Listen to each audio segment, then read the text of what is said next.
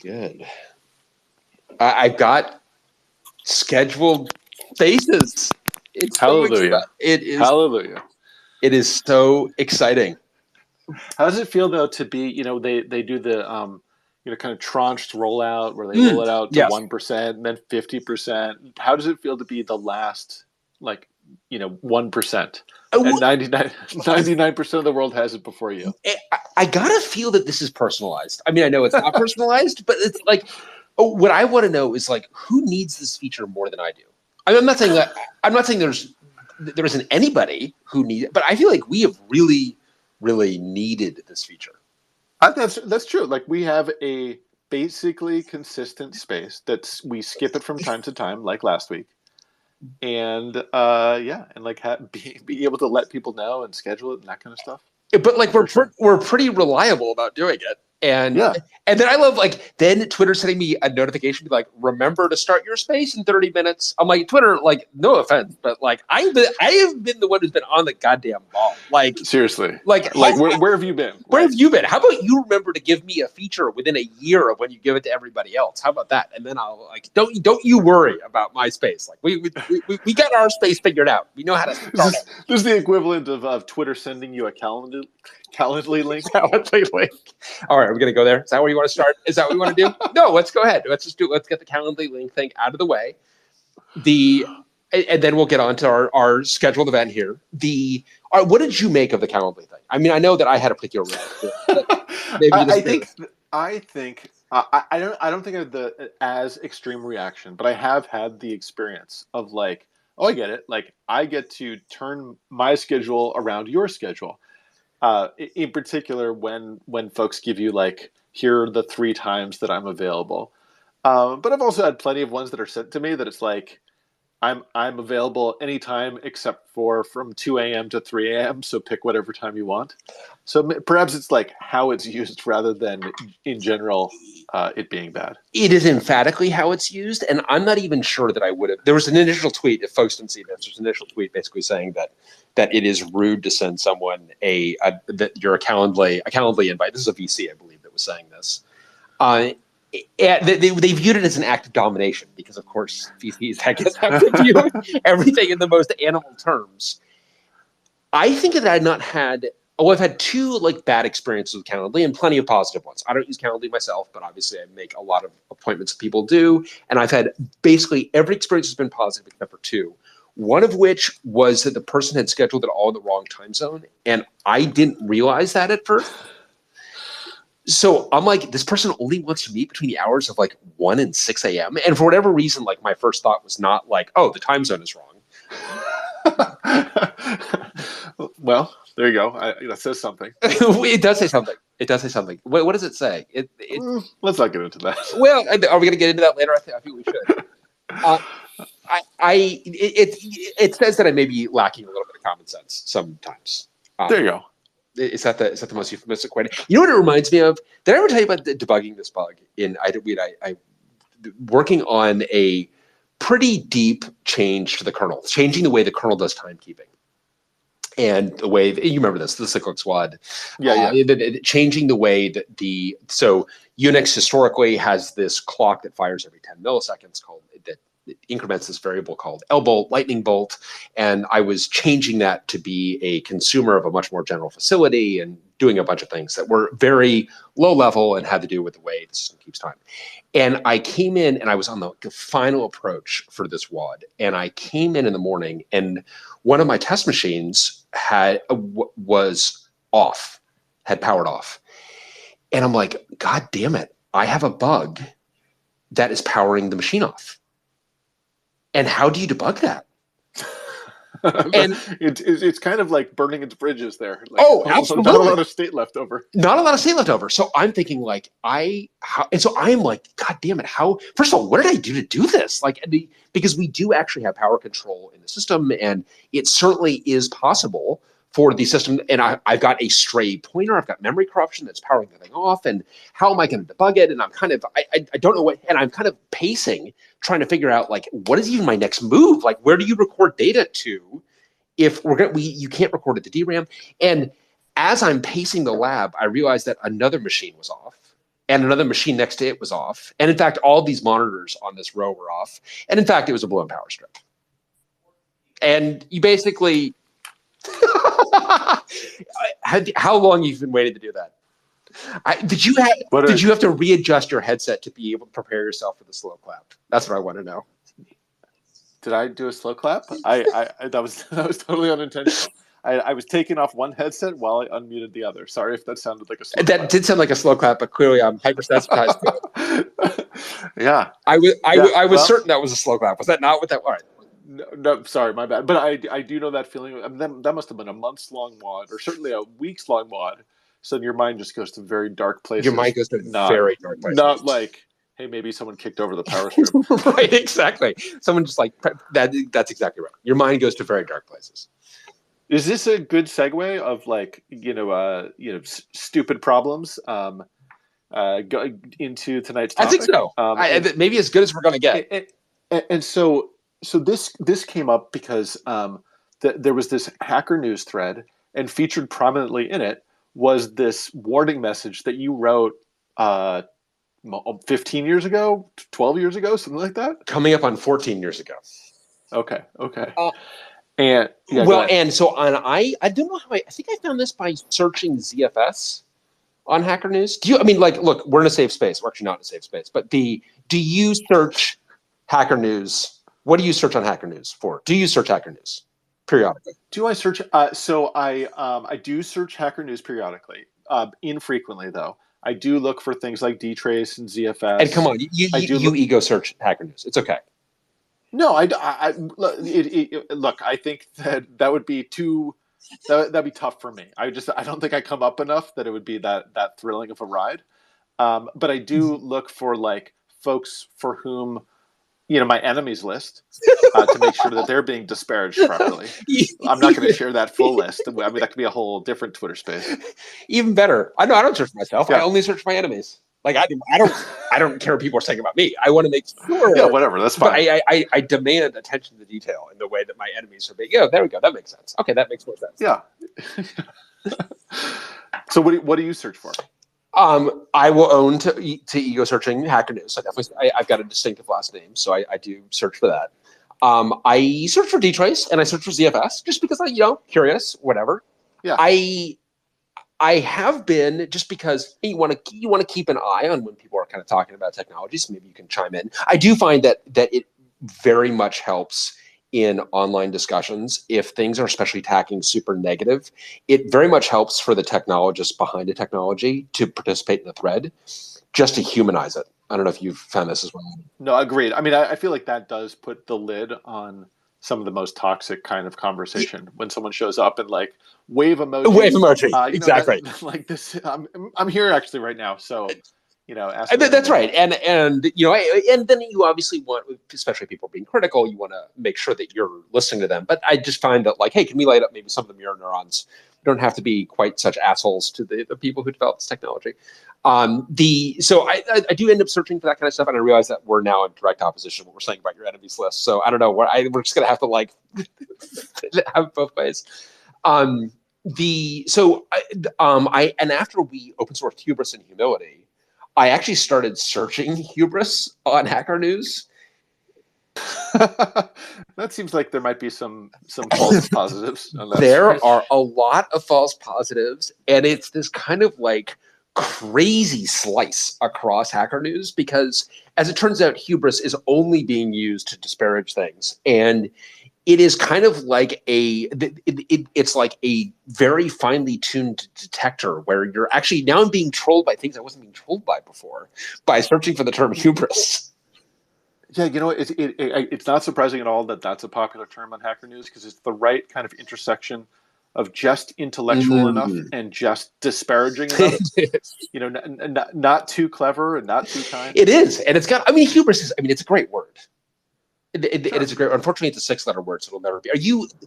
I've been meaning to ask you, and I'm trying to go on a tangent. Can we talk Wordle for a second? Yeah. I knew that's where you're going. Yeah. I love Wordle. It's it's a competition in my house that I had the good fortune of winning a couple of days in a row, which was not to my benefit, to be clear. Like losing Wordle is the smartest thing I can do in my relationship. But that's not something you're going to be biologically capable of doing. Well, it turns out my wife is better at Wordle than I am. Really? So I married up in that regard. Yeah, she crushes. So then, so folks should know that you're a very good Scrabble player. I would never play. I mean, let me put it this way. Go ahead. Sorry. I was a pretty good Scrabble player. I did spend time memorizing like lists of words, and I do know what some of those words and mean. I highly recommend, if you're going to play Scrabble with Adam, bring a dictionary and a lawyer, because you're going to need them both. Both of them for sure. Absolutely. Do not bring one without the other, or you'll be devoured.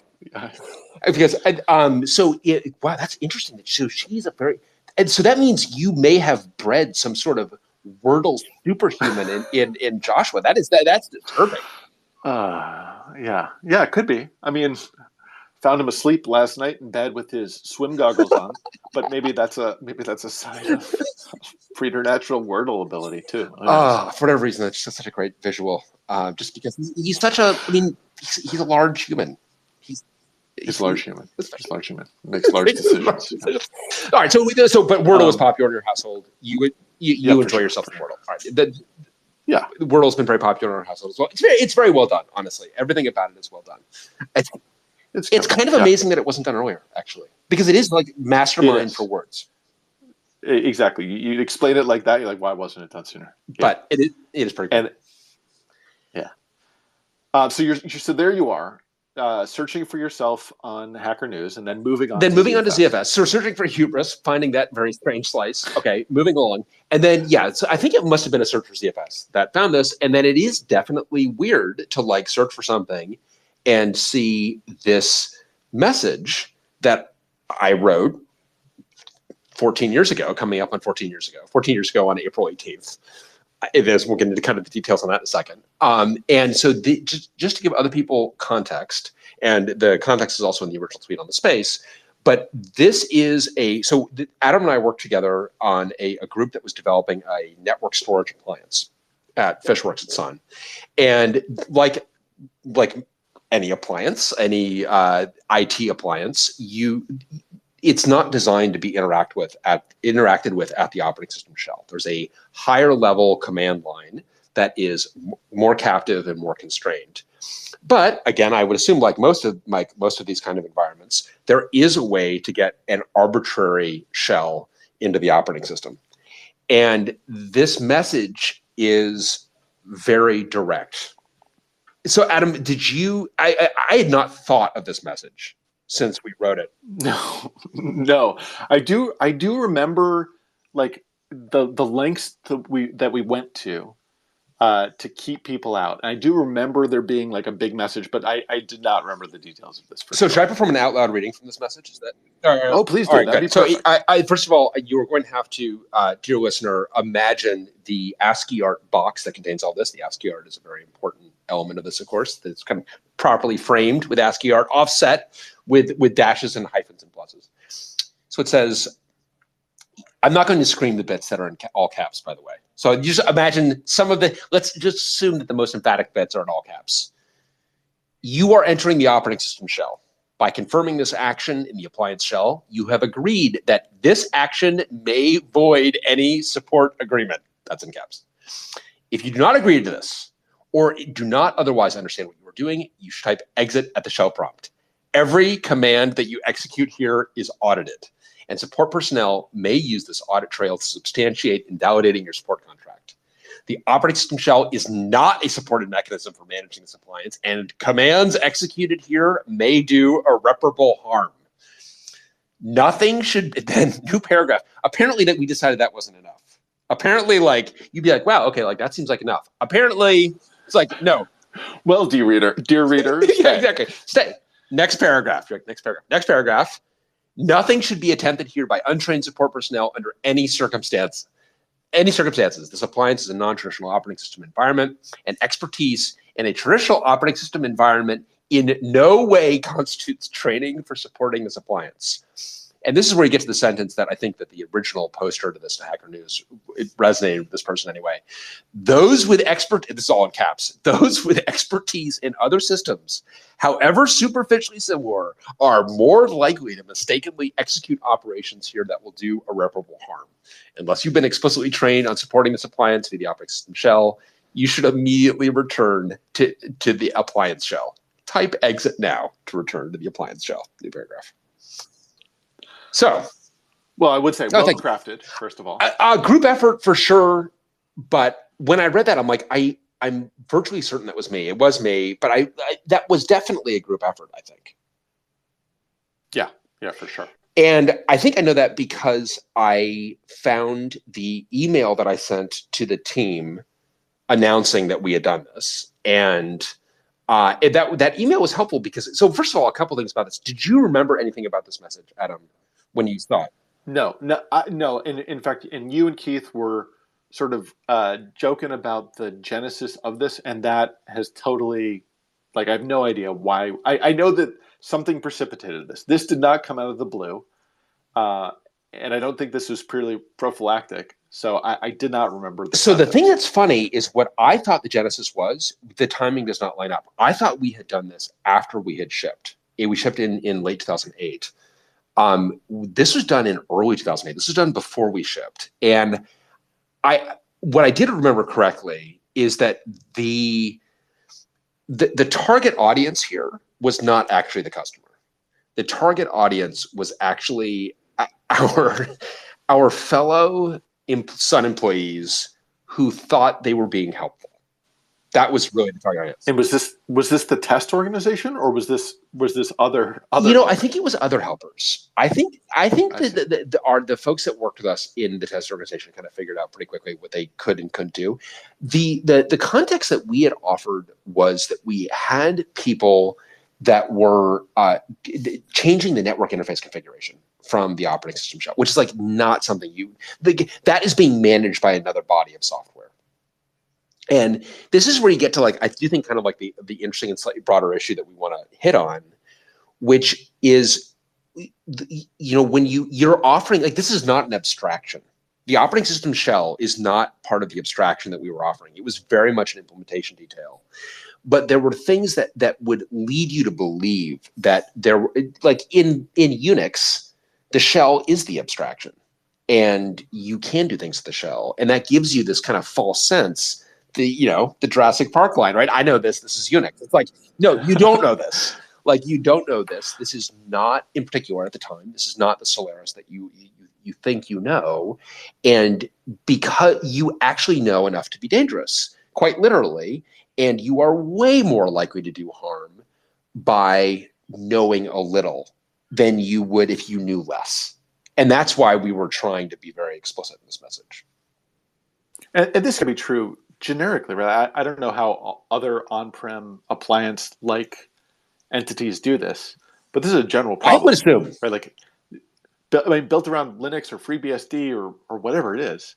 It's like if some naive user manages to, or even sophisticated user manages to navigate their way to such a shell, then they're probably going to break things worse. They're going to break things. And so, yeah, I think and I would love to get to some of these stories that I know people have of where well-meaning, maybe customers, maybe support personnel, well-meaning folks have made the problem much, much worse. This is like the James Garfield of IT support.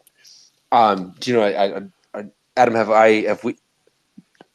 No, I don't think we've gone deep on James Garfield. Really? So James Garfield, president, assassinated. He is shot by Charles Guiteau, bonkers guy.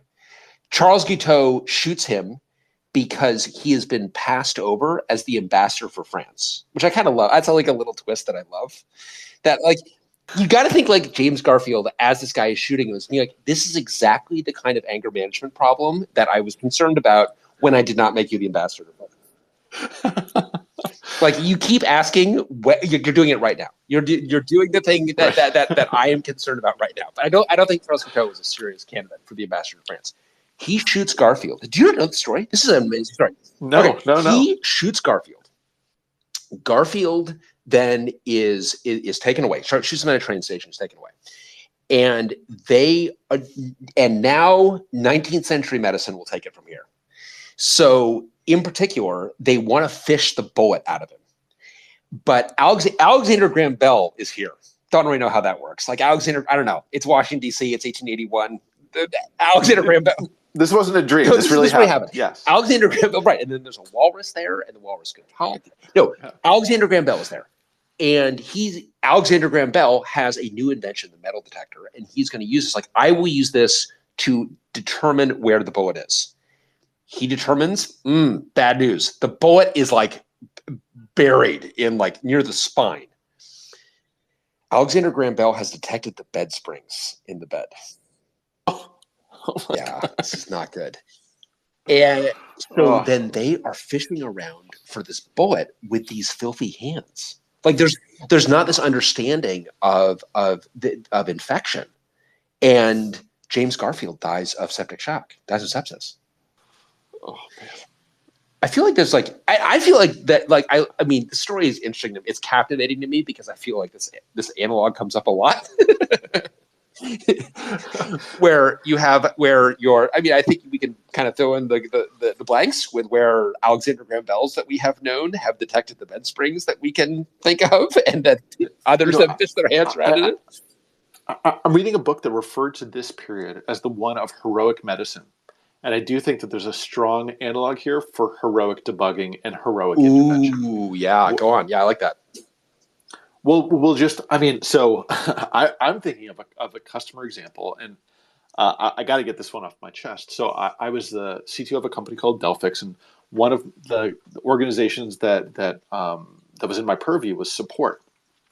And this is, I don't know if this is dated or embarrassing, but I'm just going to get out with it. Like the way that we supported this product, it was an on-prem product, is for these systems that were not internet connected, is often a support person on the customer side would start a WebEx. They would screen share.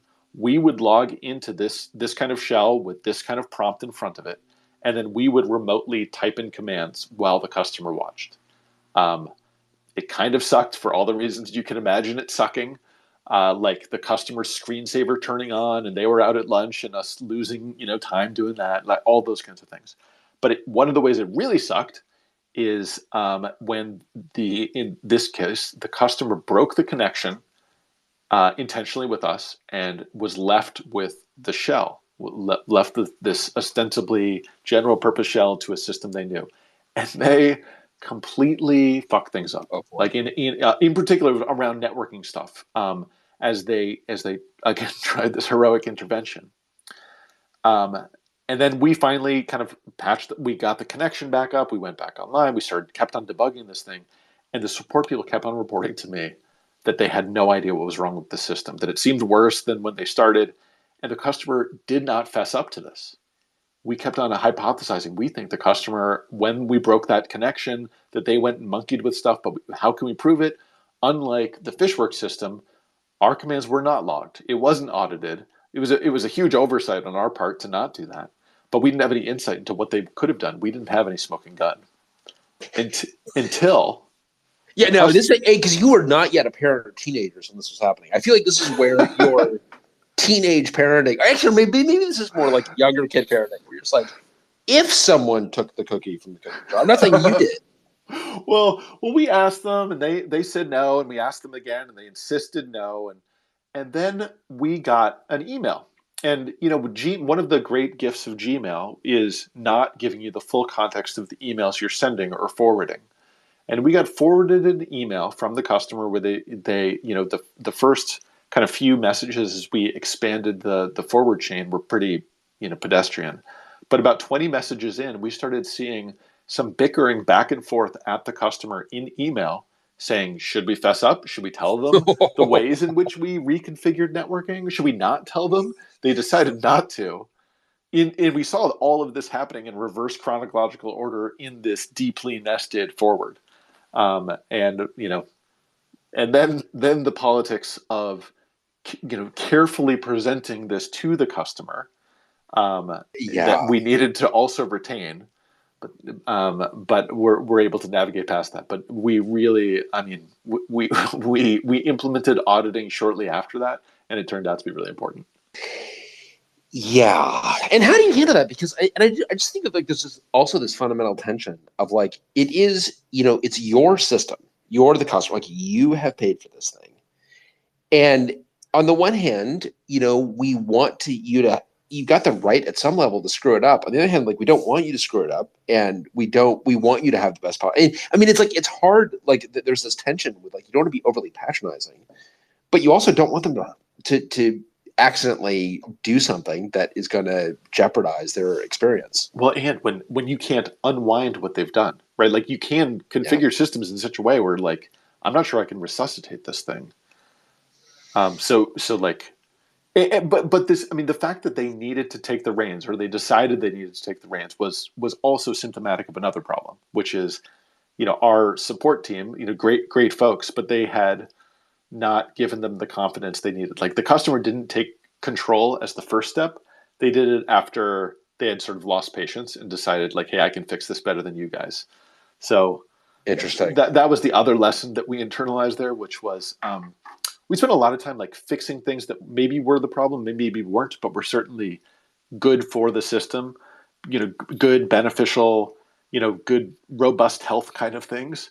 But we developed like a 3 strikes and you're out rule, which was even if you find things that may be beneficial, but you don't think that you don't have evidence that they're necessarily going to fix that problem, we deferred those kinds of changes just because of this experience of, if you make too many changes with the hope that it might fix things, they lose confidence after the second or third. Oh God, you're bringing back bad memories. Well, this is bad memories. Yeah, no, this is like a really important point because people want to solve the customer's problem. Customer's upset. You want to write the customer, and in that enthusiasm, people are not always completely rigorous about how they vet their own theories. Absolutely, and you start digging for the bed springs. Oh my God. Yeah, I mean, this was particularly acute when we dealt with performance problems, which were, I mean, by their nature, are much squirrelier often than functional problems, than kind of clearer bugs. And like in particular, we in that product, one of the common misconfigurations that customers would have they hadn't set like the NFS maximum transfer size to a particular value. And so our folks would say, oh, reboot the system and do this and do that. And if that didn't fix the problem, that was sort of strike one. And you only had a couple more opportunities of not fixing the problem before they just gave up on us. Yeah, I mean, not to be a captive of the mother of all support issues, but God, this is bringing back so many bad eCache parity error memories. Because Sun must have just been saying, oh my God, do this, do that, hold the antenna sideways. Hold the antenna sideways. System. Oh my God. Yeah. There were so many of these. One in particular, we talked about the eCache parity error before. We did the Requiem with Tom on Spark. I said that we were going to get through without talking about the eCache parity error. This chip level defect that caused all these different problems. And one of the problems of this thing, which I think we've described before, but just for those to ramp everyone else up, when you had bad parity, that you had a chip that had bad parity on these eCache lines, had a bad eCache line. That chip was not necessarily likely to discover it. That parity error could be discovered when the line was snooped by another CPU. So, and it would not tell you where that came from because it wouldn't know. So CPU 10 has an eCache parity error. So of course you're like, oh, replace CPU 10. You're like, no, you literally just killed the messenger. So we had customers where we found the bad CPU because it was the only one that hadn't been replaced. This is like that picture of the airplane in World War II and where the damage had occurred. Yes, absolutely. And the damage you had to infer from the fact, and so that was bad. But the memory you really brought back for me was dealing with a customer in London who I guess they told me the story just to torture me. But they were, well, I think actually to convey how upset they were at the time, which is very understandable. They were having eCache parity errors, particularly bad rash. Sun was claiming these were due to environmental issues in their data center. And in particular, Sun claimed that this is because they were within a quarter of a mile of the London Underground. It There's like vibration or something? as vibe. Okay. That's exciting. Right. Which of course, like, how does vibe get you to like an eCache parity? Like these things are like not connected. They had done like the math, and effectively 99.8% of the city of London is within a quarter of a mile of the tube. So it's like, it's not a, that's ridiculous. Then they claimed that it was due to dust in the DC, that the DC, the data center had. Can I just ask, how Yes, many Matt. spots in London are not within a quarter mile of the London Underground? Exactly. They are all within a quarter mile of London Underground, which is part of the reason. So the customer basically kicked that one back to Sun. Like, no, that's bullshit. But they did convince them that there was a dust issue. So the customer did a £1 million upgrade to have the environment, make the environment much cleaner with respect to dust. Of course, this had nothing to do with the problem, and the eCache parity errors persisted. In part to try to repair the relationship with this very upset customer, Sun invited them up to the manufacturing facility in Scotland. And they got to the manufacturing facility, and in the manufacturing facility, these E10Ks were being, or at that point, F25Ks, big machines, were being deboxed in the same room that they were being burned in. So there was like cardboard everywhere, and there was dust everywhere. And the customer described running his finger on like a surface and looking at the finger, and the finger was just black with dust, and holding it up to the VP of quality at Sun saying, I paid £1 million for what exactly? And apparently it was just like, I'm like, what was it like in that room? They're like, oh, it was silent. It was silent. Yeah. And, to Sun's credit, and this is not saying very much, but to Sun's credit, it was just like, took that one right on the chin. Like, did not try. Like, I'm not going to say any words here. I'm just going to just let you shout. Just shout it out. Right? Just shout it out, and I'm going to beg for mercy. But it was a good reminder that, and this is kind of the duality that this message represents, that on the one hand, like, that's concerned about the customer being wrong. But there are lots of times when the folks using the technology are right, and you got to be very, very careful when you are supporting a customer. And I like the 3 strikes and you're out thing is kind of interesting, Adam, where it's like, you want to, we don't have an infinite amount of capital to chase random theories. We really need to hone in on this thing, and then we need to get it right. And I think it's tough when the customer's upset, Yeah, you want to kind of like, maybe this is the thing. Maybe this will, I can just do this right now, and it could fix it. And it's like, it's hard to see the other side of it. It's like, but if it's not right, like, will they believe you next time? Like, or have you just lost a little bit of credibility? Even if it's like sort of low effort or whatever to try it out. It's like every one of those. It's kind of surprising.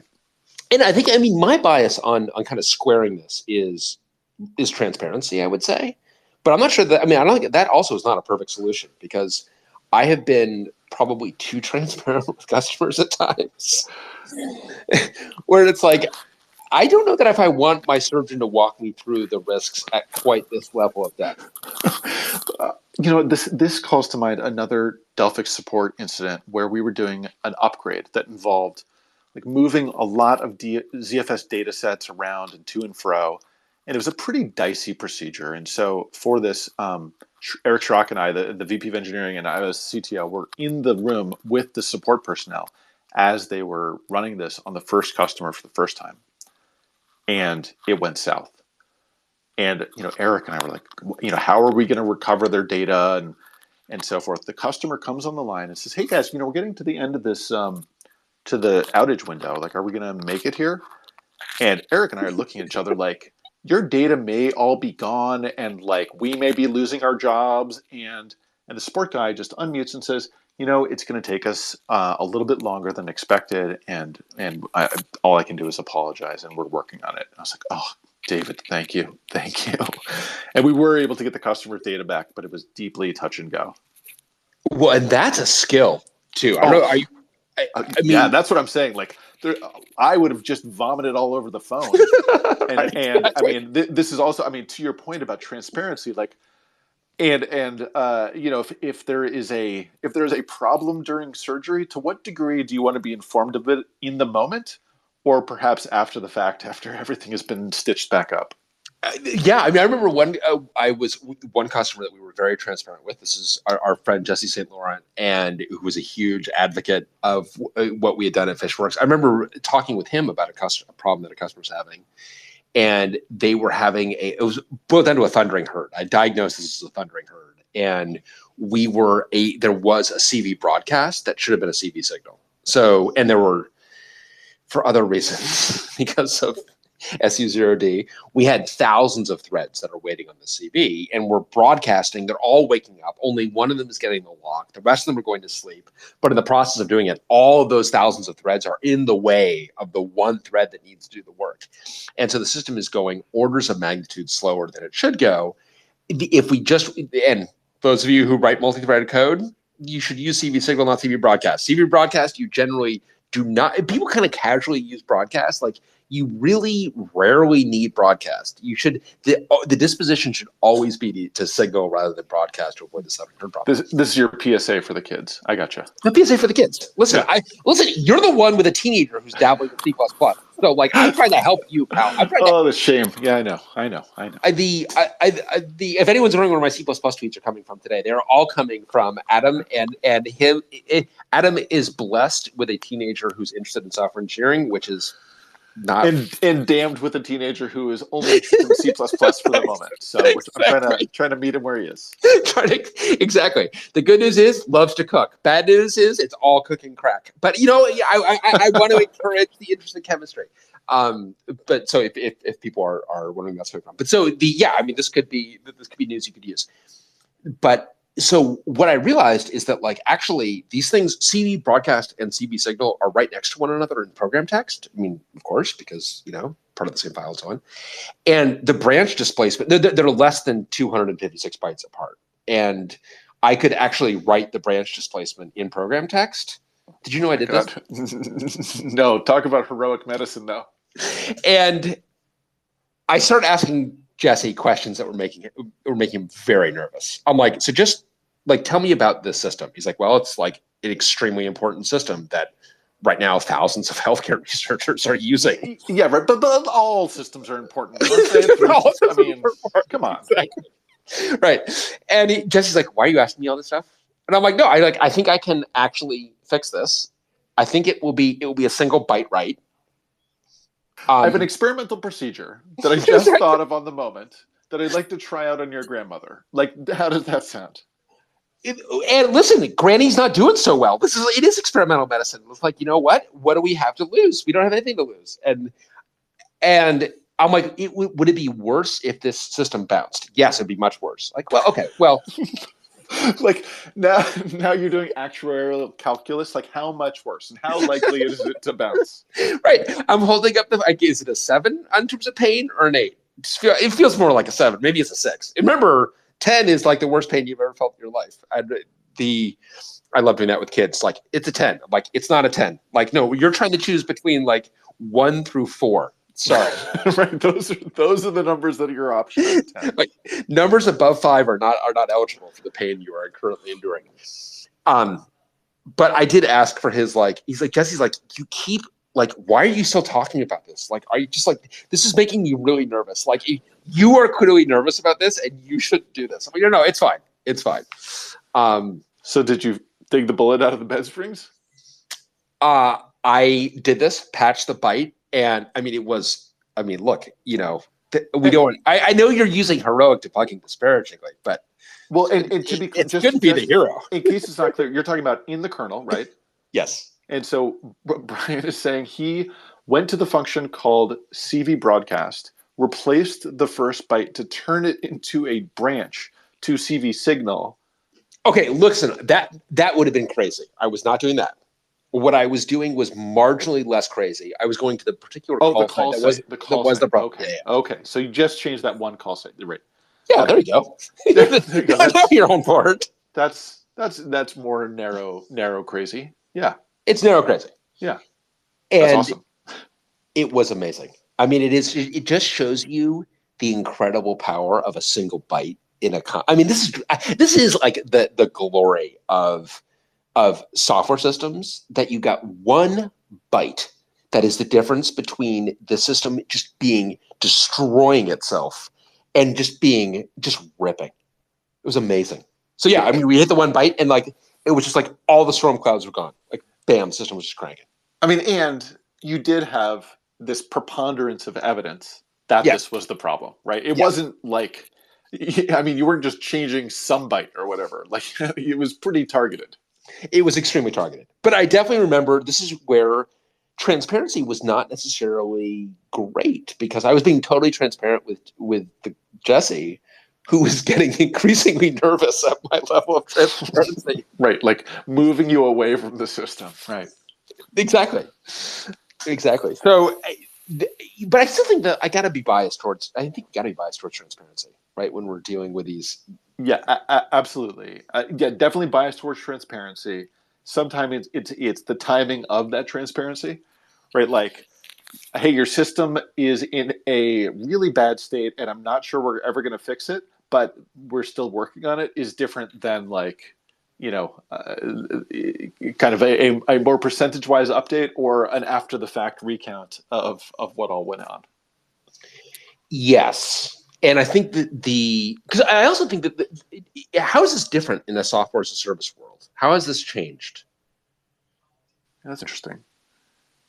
Because, I mean, you do get these, I mean, in some ways, you get these outage notifications, and there's a lot more, like it's pretty opaque in most cases. And then you'll get these post-mortems of often, or for the responsible SaaS vendors, that tell you what happened. That do tell you what happened. Yeah. And I would love to know, I think the postmortems are, I think this is actually generally a great trend, is that the SaaS outages do have now very detailed postmortems. And, that's a great shift where we know right now if Amazon or Google were to have a cloud outage that would be severe, we can count on the fact that 4, 5, 6 days later, whatever it takes, there'll be like a pretty detailed postmortem. I'm actually, I know people can be critical of them, but I think they're actually really quite good. And certainly we always strive to do that at Joyant. I'd be curious to know like when that really started, and maybe that always came along with SaaS. I don't know, maybe. But it is a good kind of cultural norm, or what is becoming a cultural norms or expectation, certainly. But that's different than your interaction with Jesse, where that's like live tweeting the outage. Yes, this is more like I'm pre-mortem. The pre-mortem people are less excited about. That's right. Yeah, Ian, go ahead. I think if you have sufficiently large customers, they're going to be asking you through their private support channels for that post-mortem after an incident anyway. So if you have a sufficient number of those customers, it makes more sense to just post it publicly so that everyone can refer to the same document rather than posting individual updates to each of these interested parties. I think that's totally right. But having been a very large customers of things that I've not gotten any of that transparency on, even still, we were, we had a Twitter space a while ago where we were talking about the Seagate firmware problem. We were a huge customer of those drives and never got full transparency on what actually happened. So I actually think that it's not just customer. I agree with you. It should be that, but it's not just that. I feel that like these companies are more transparent than they strictly have to be. But maybe I think the other part here is a little bit of industry standardization around terminology and around process, where the Google pushing out the SRE model in book form and starting to talk about some of these practices and practicing what they preach kind of forced a bit of a transformation in the industry, such that the idea of a PIR is something that is like, this is an acronym that the majority of the industry understands at this point. So, there is a bit of an expectation and a kind of rising tide in that this is kind of standard operating procedure for any large enough SaaS vendor now to provide that kind of thing. Which is great, honestly. I mean, I think it's a terrific development in the industry. And certainly something that we always believed in, but not something that you got from kind of certainly from traditional vendors, you don't get that. They isolate their customers from failures. And maybe it's the fact that they're public too, that makes it harder to run from, harder to deny. I mean, AWS, if there's a cloud outage, it's really hard to deny that it happened versus... Yeah, if there's like an EMC array outage or whatever. Oh my God! Then they're notorious for like throwing discounts at you instead of a post-incident review. Well, we had a parity error on an LSI perk card on a HBA, Dell HBA, and Dell. I mean. And I just don't mind publicly naming them because they did this over and over and over again, where it's like there's not a problem. It's like the Jedi mind trick. It's like, what do you mean there's not, like, these machines aren't rebooting with a parity error? And then it's like you're the only one seeing the problem. And also, we think your software is to blame for the problem. It's like this is a parity, like this machine can't boot because of a parity error on the HBA. Like if our software is somehow affecting that, there's actually deeper issues. You're like, my software is barely running yet. Like, what are you talking about? Right, exactly. Like you are blaming a child that you're not going to have for another 15 years on your failed relationship. Like, it doesn't even make sense. And I actually got so frustrated by this that at Surge in, what was it, 2010, one of those, 2011 maybe. I was actually, this back in the day when the only way to speak to people was in a physical room. And I actually asked the room, I'm like, there were like a couple hundred people in the room and a bunch of folks that were still managing their own physical infrastructure. And I remember asking the room, is like, is anyone seeing a parity error on a Dell perk on I think it was H800, whatever it was.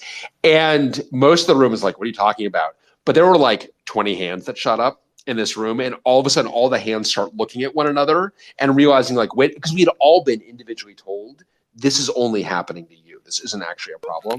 Talk about a CV broadcast. I talk about a CV broadcast. But I do think that, like, that's the thing in these SaaS environments, you can't do that. You can't pretend that, like, you're the only one seeing this problem. It's like, no, it's a SaaS, like everyone can see this problem. Yeah, I mean, there's also the fact that if you're having a public PIR, that's only for, severity 1 or severity 0, like the site is down and it is very obvious that it's down, sort of issues usually reach that level of, oh, okay, we're going to do a public PIR about this. But there are almost certainly, a large number of very small incidents with smaller customer accounts affected and that kind of stuff where either no PIR will be posted because, they don't happen to raise a support case during that window in which they have an outage, or the outage is short enough that nobody really notices, or it's purely between those customers and in private communications. But if you try to go to a website and it is not loading, you can't really hide from that, and you do need to fess up. It's not 20 hands in a room, it's thousands of people on Twitter. Right, it's the internet. Ken, you're trying to get in here. I think another reason for just general, more transparency comes from compliance too. Like compliance and security regulations that have come into the effect. Like I know they've been around for a while, but I feel like they're just more popular like within the last 5-10 years than previously. Well, if compliance is part of what's generating that, and when you're using the term PIR, you're using that as a post-incident review, I assume is the correct. Yeah. If that's if compliance is generating that as a positive artifact, I think that's a very good thing, actually. I don't know if that's actually true. I mean, I'm more annoyed by compliance than anyone, but it could be a reasonable cause for it, because I mean, there is like monetary loss to not following those regulations, and I don't know. It's it could be because of compliance. Yeah. Well, and it's, I mean, you kind of bring up a good point too in terms of the tie-in with security, and it's certainly been interesting to us to watch how vendors deal or don't deal with vulnerabilities, and that, which I think is the real test of a character of a company, because and I would say most companies have understood, most vendors I do think understand that it's not something to kind of cover up or run from, that you actually need to confront it. But I hasten to say not all companies believe that. I was actually shocked to learn that I always assumed that like everybody participates in MITRE's CVEs. But they don't? No. All right.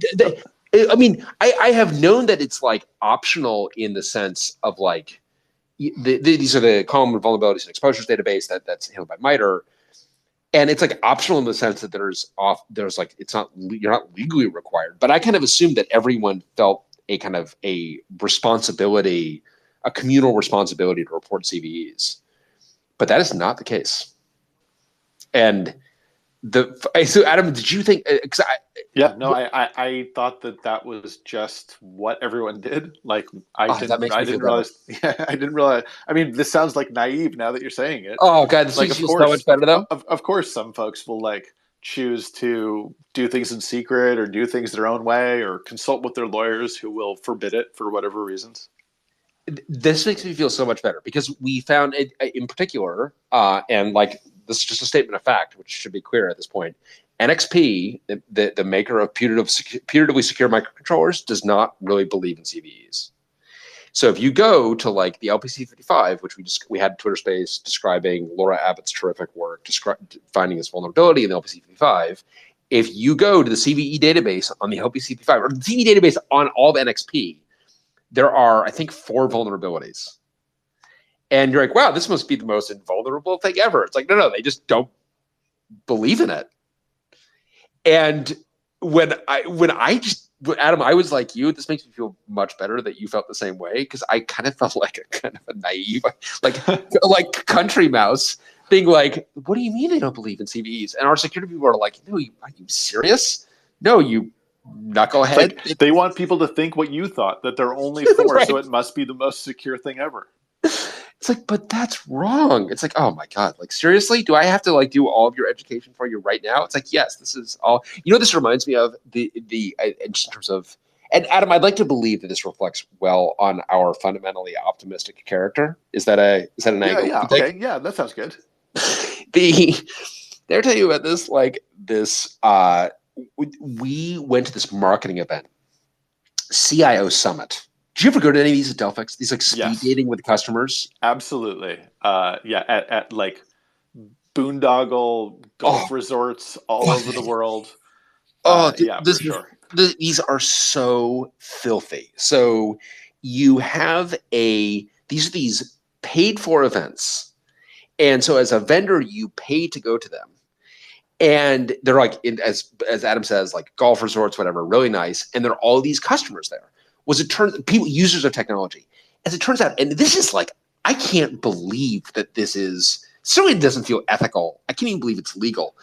You've got employees of like companies that are being individually paid to be there, which feels like unspeakably dirty. Absolutely. A lot of them, I mean, is it that surprising that like a IT exec at like a bank would feel fine being paid for some of these things? I mean, based on other, like their peer executives in other divisions.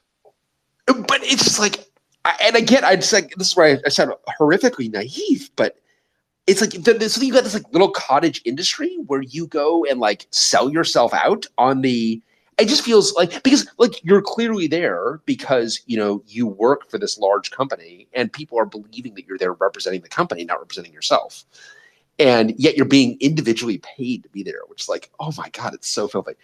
So as you can imagine, and did you go to any of these things? Yeah. I went to one in Turnberry, Scotland. Oh my God. Oh my God. You flew the Gulfstream out there? Yeah. No, I flew coach, but yes. And because the other thing is, like, of course, like the people you actually have out there, the kind of people that are attracted to this like filthy arrangement, like aren't the people you want to be speaking with anyway. Like this is not that they don't necessarily have. I remember Steve and I were there together talking to one customer, and then we're talking about our technology, like, oh, this is great stuff. My company will never adopt it. Like, yeah, like, oh no, these guys are total idiots. I can't get them to do the most basic thing. But this looks great. I mean, good luck to you, honestly. If there's any way I can help you out, like, well, you can help us out by like, I don't know, like evaluate. I mean, he was so disaffected. And he's like, why, God, what a terrible way to live. So we get to the end of the day, just like where I get unspeakably naive.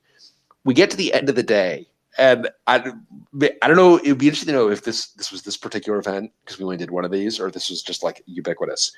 There's a raffle at the end where the customers can win like pretty neat prizes, Beats, headphones, whatever. From the vendors in particular. Well, from the conference. The conference is going to run a raffle. Got it. And our VP of marketing is like, so who do you want to win? So yeah, we've got our prizes that we've contributed to this kind of like pot of loot. And who do you want to win? Oh my God, I don't know. Yeah, like, I'm pulling for these guys. Like, I'm pulling for these guys. Yeah, like, Bob over here seemed friendly. Yeah, exactly. Yeah, he could use that Xbox. I don't know. Yeah, right, exactly. Like, I don't know. Like, who do I want to win? I don't know. Like, well, yeah, we're turn this in like a spectator's part. He's like, no. Like, who should we assign as the winner? And I'm like, Brian, we can't do that. Like, it's a raffle. It's a raffle. Honor the integrity of the raffle.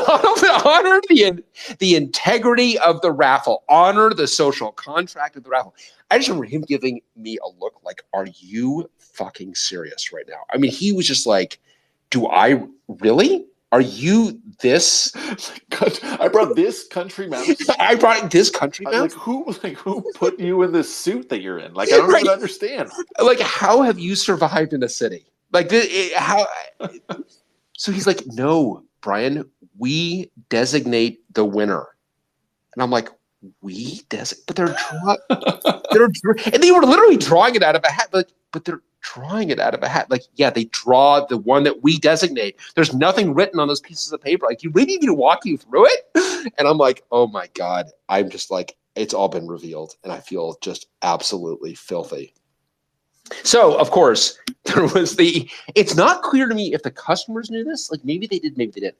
But there was in this event, which is basically just like filthy, and the customers there, it was gross, and like they weren't real buyers. There was one person that we'd also spoken with from a major petroleum company who seemed really sharp and really good and had a lot of budget, seemed like a really interesting technologist, and was interested in a lot of different things. So I, to this day, do not know if this guy had just like faked earnestness. He definitely seemed very earnest, but he was winning everything. So I assigned him as our winner too. And so they're like, and wow, Bill wins again. And so the net set. Wow. This guy had this absolute heap of. I mean, he must have had $2,000 worth of doodads, of gadgets. I'm like, this is nice stuff. It's like an Xbox, like you say. Man, that's amazing. It turns out he doesn't actually work there. He just shows up to these things. And that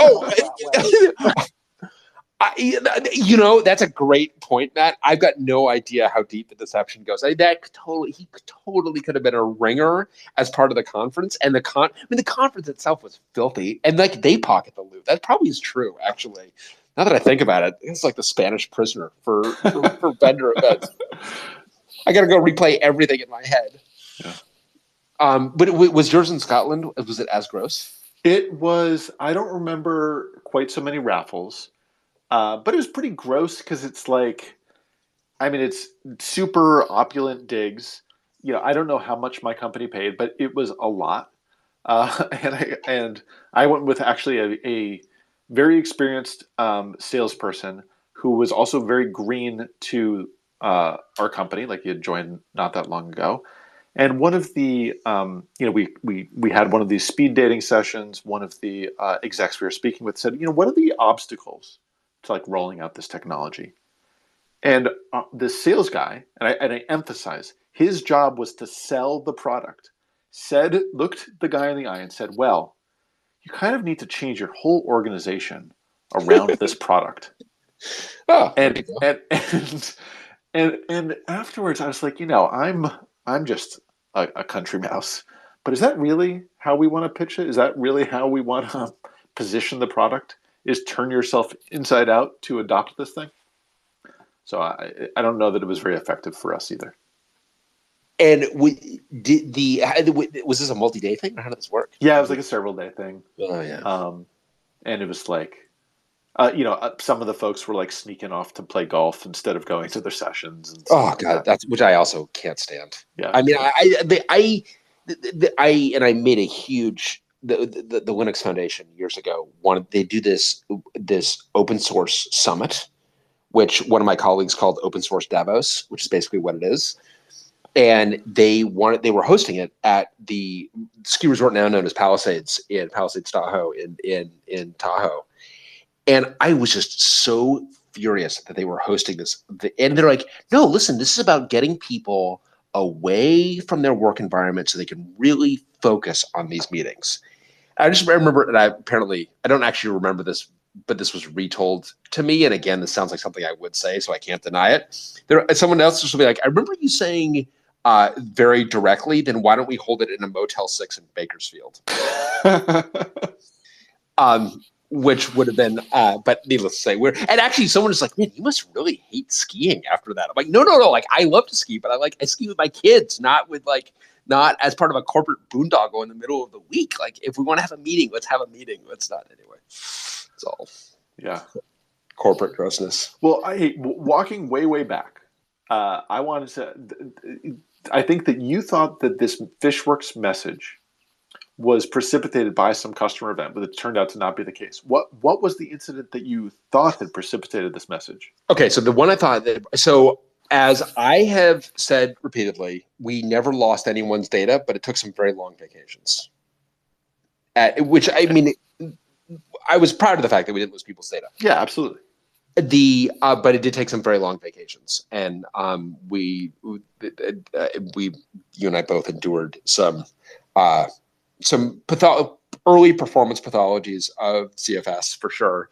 Snapshot deletion. I remember needing to make the case for making snapshot deletion because snapshot deletion happens the way that happens in the transaction group historically. You could end up needing to do many random reads in order to close a transaction group, and the transaction group would effectively cork on these random reads to do the snapshot deletion. Adam, I'm sure I'm bringing. Yeah, no, I'm trying to remember if this was the same pathology that caused us like at boot single threaded to like pause for 5 days or something like that, where we said no, your data is still there and it is coming back. It is going to take a minute. Yes, this is similar. That was dedupe. I think you're referring to a customer that he was in tears, and I was very close to tears. It's the closest I've come to crying with a customer. Because he was like, I just want this to be the way it was last week. I'm like, I want it to be the way it was last week. It was so glorious when it worked, and now it doesn't work. And in particular, this is where dedupe was enabled. And we had lost the dedupe table, and I had determined that the thing was going to boot on. It was going to come up by Thursday, and it was fine. That's a vacation. It was not good. It was really great. But we ultimately, and then that was the same thing of kind of creating these random reads. The incident that I was thinking of was was one where we again data went on some long vacations. There's one exception to that. There was one incident of data loss, and that data loss was created when someone attempting to support the appliance actually edited the kernel from the operating system shell and changed the in-kernel data structures. Holy smokes! Do you remember this? Oh, No, I don't remember that at all. That makes your like CV broadcast CV signal change look like just outpatient procedure. Oh, absolutely. No, it definitely listen, at least my hang on. Yeah. When you all are doing this, is this like DDing or is this like MDB minus KW, my friend? Solaris just like do? Is this a Solaris thing? No, this is in memory, not on disk. But he's saying they opened up the kernel debugger and splatted down some bytes. Oh, okay. You're throwing a debugger at this thing. Okay, carry on. Yeah, Brian, are you muted? All right, Brian may be gone. Sorry, Adam, I killed him. No. Now I'm like waiting with bated breath to know like what had happened here. Oh, he just DM'd me aside and said, "I think I'm going to die," which means I think his system went down. While Brian is gone, I'm going to share one more anecdote from my experience on support, which was we had a customer who was having a real hard time, and one of our support engineers was working on it with them, and was very explicit, saying, there are some problems with this data set. We're going to get back to you. Brian says he's back. Brian, I'm going to finish this one anecdote. Yeah. So this one data set may not be recoverable, but don't touch it. We're going to deal with it later. Next day comes around, support engineer logs in with the customer. They have deleted the data. Now the customer is furious with us that we have told them to delete the data, that they've lost the data, and so forth. And we're really at loggerheads because the customer isn't owning up to the fact that they kind of inflicted this self-harm. And support engineer is very clear and showed me the communication. I remember this very well because I was sitting in the room with one of my colleagues and my other colleague, the support engineer Mantha, who also worked with us at Sun on the storage appliance. Mantha was off in Colorado, and I DM'd Mantha and I said, "Look, I'm going to yell at you, but you did nothing wrong, and I want you to know that." And I start laying into him. "Mantha, how can you do this? We have procedures, And the customer immediately fessed up. Like the fact that there was this human face being raked over the coals. He was like, we did it. It was our fault. We did it. Now, in the meantime, the colleague who I was sitting in the room with did not know that this DM exchange was happening. Oh my God. Just his jaw hit the floor as I started laying into this colleague of ours. He had no idea that you had equipped the colleague with a cackle bladder? That's right. You actually shot him in the style of the Sting? That's right. So this was like a shoot the messenger, shoot the hostage negotiation with the customer. All right. Are you? If you're going to do that to me, you're going to get with an Oxide customer. You're going to give me some advance notice, right? Yeah. I'll let you know why you're taking friendly fire. I mean, I'll stage my own death if that's what's required. Actually, that's right. Actually, that's wild and troubling. Well, so yes, on both fronts, and I agree that perhaps this violates a certain amount of transparency. Your methods are unorthodox. It's true, but what do you do with when you have folks who are ultimately being dishonest? Yeah. All right, so back. I wonder how many of the issues here just come from the business model of how support gets done, right? Because it seems like for a lot of enterprise stuff, what you get basically a fixed per year support price, which is basically just paying Dell to neglect you, versus a time and materials type of support thing where if it turns out they suck, they don't make any money. But you've got a single vendor, you can't if Dell support can't fix it, you're kind of beholden to them. But also at some point you are doing things and you're just a man without a country no matter what, right? Was Dell any use to you at Joyant, Brian? If could they have been doing things that are that far out, at some point no one can help you anymore. You're on your own. I mean, crossed over the Rocky Mountains with your wagon train, and like, well, looks like you're the Donner Party now. I definitely agree with the sentiment. I like the phrase "this is help, it's not on the way," and so I definitely I do appreciate that at some level. I know it's like I definitely think like Dell could have helped. I mean, there are, and I do think that like I think when people pay for infrastructure, whether it's in a SaaS model or if it's on-prem, I think it is part of the responsibility of like part of what should be included in that price is the price is standing by it and supporting it, which is not necessarily easy. But I agree with you that there is Matt. You get these kind of unfortunately perverse. It's a very perverse set of incentives where you're yeah. effectively paying Dell to neglect you, not to help you. Okay, because at the end of the day, they make more money from just telling you, "Oh, it's no one else sees this," and run away. Oh God. Well, Brian, so you were when last we heard from you, the Yes. customer had just in-core modified the kernel. Oh yes. So and the so it effectively they modified the in-core VDEV, and ZFS was simply not what I mean. They effectively changed the implementation of ZFS, and there was data corruption. As like, what else could it have done? Yeah, and yeah, that was definitely a wake-up call. Did they own up to that? Yes.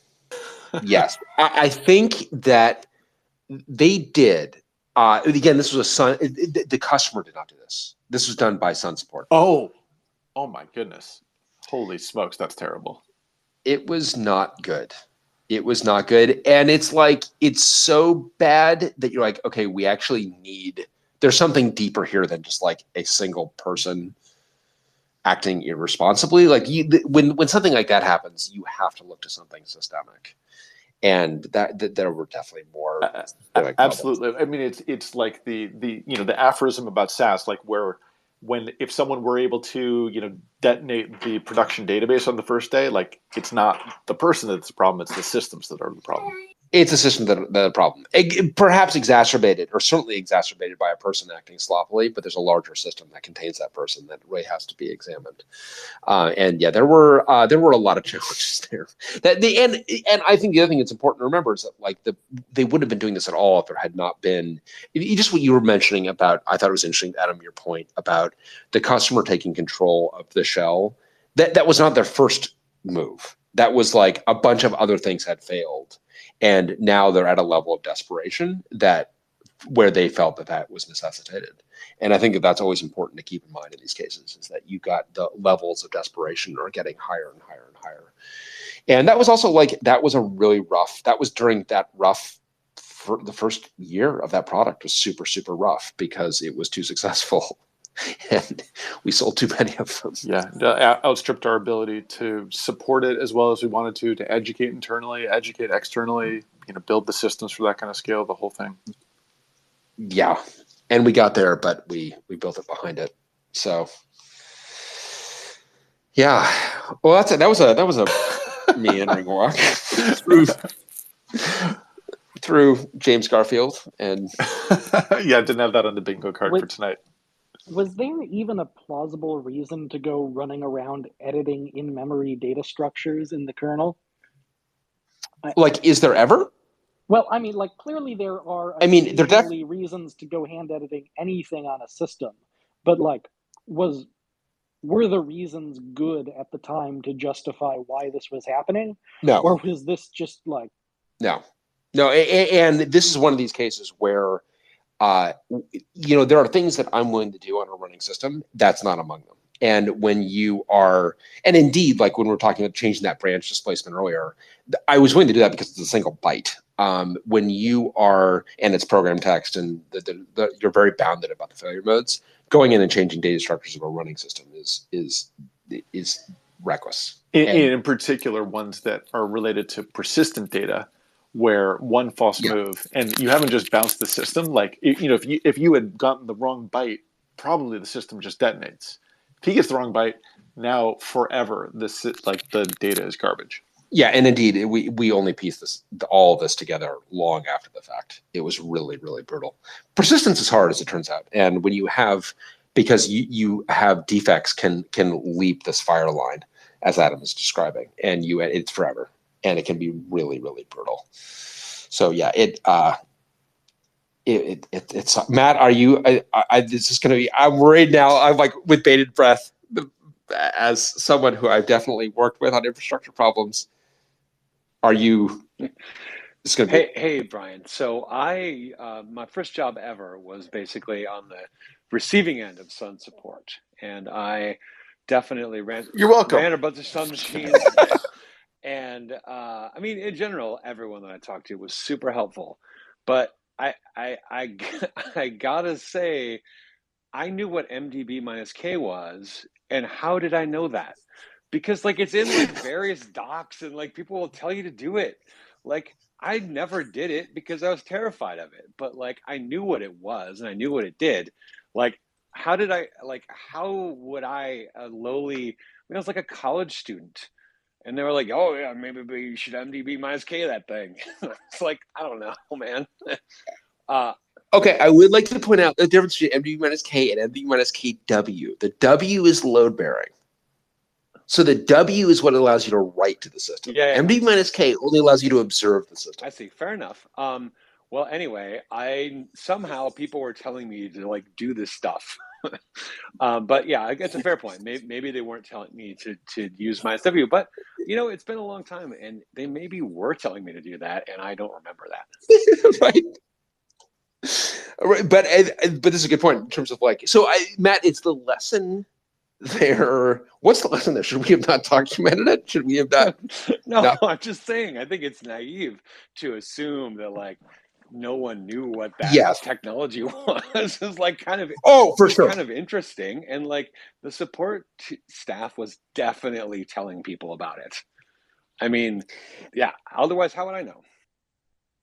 For sure. And in fact, we actually had one of the kind of decision points we had around DTrace was whether to allow DTrace to modify the system. And we came to what I think is kind of a classist, and that's surely due to me, that DTrace cannot modify the kernel, but it can modify processes. It is kind of classist. Yeah. It's kind of terrible. I don't know. I feel like that's maybe appropriate in this case. And Matt, I don't know if you're saying that that's appropriate or it's like apt. It's like not surprising given you turkeys, or if it's like that's actually the right decision. I mean, I think maybe a little bit of both. There we go. Exactly.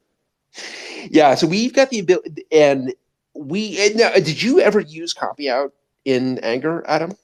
Yeah, absolutely. And even more so on x86 because on 32-bit x86 a lot because almost nothing was in registers, so there was lots of opportunities to change the behavior of the program almost arbitrarily.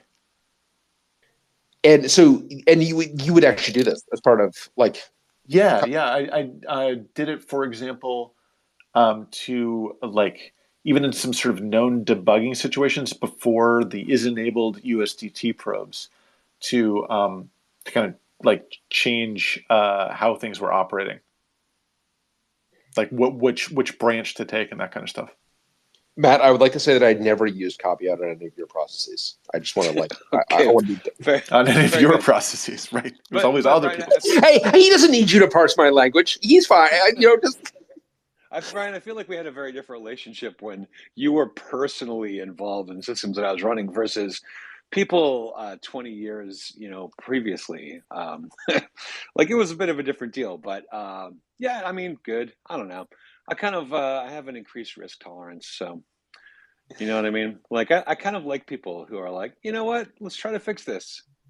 It might break, but it might actually work. It might actually work. All right, maybe I should have used copy out. I'm sorry I didn't. But actually never. Well, it also should be said that with Matt, with most of what we were debugging, those were JavaScript. There were no processes. So it's like copy out is. Yeah, good luck with that. Right? Good luck with what are you going to copy out to where? Yeah. And the things are getting moved around a bunch. And which I have to say I don't miss. It is nice to be doing everything in Rust where things are not GC'd, not moving around, where we can actually use copy out recklessly now. Poor Rust, you've been so safe, and you now have this completely unsafe monster that's actually instrumenting you. Well, it's been a fun tour. Adam, I want to let you get to your family. I know that they're all probably. I got the barbarians at the gate here in the class. Exactly. But a fun tour and I hope to do some more of these on support. I think like support is. I know it's something that's really important to me, and it's important to you, Adam. And I would love to get more folks in here who end up needing to deal with folks that are trying to use systems when they're not working, and how you navigate that, because it's tricky. And it's this amazing blend of like psychology and technical skills, right? Keeping the customers like who are experiencing these things happy while trying to navigate the technical details and navigating your own organization and teammates and trying to get to the root cause of these things. It's an incredible skill. And staging a murder of a colleague in the meantime, allowing your boss to like execute you in front of a customer as a warning. Yeah. Hey, listen, it worked. I can't argue that. Right. Results. That's it. All right. Well, thanks for joining, everyone. We'll talk to you next week. Yeah. Thanks, everyone. Bye.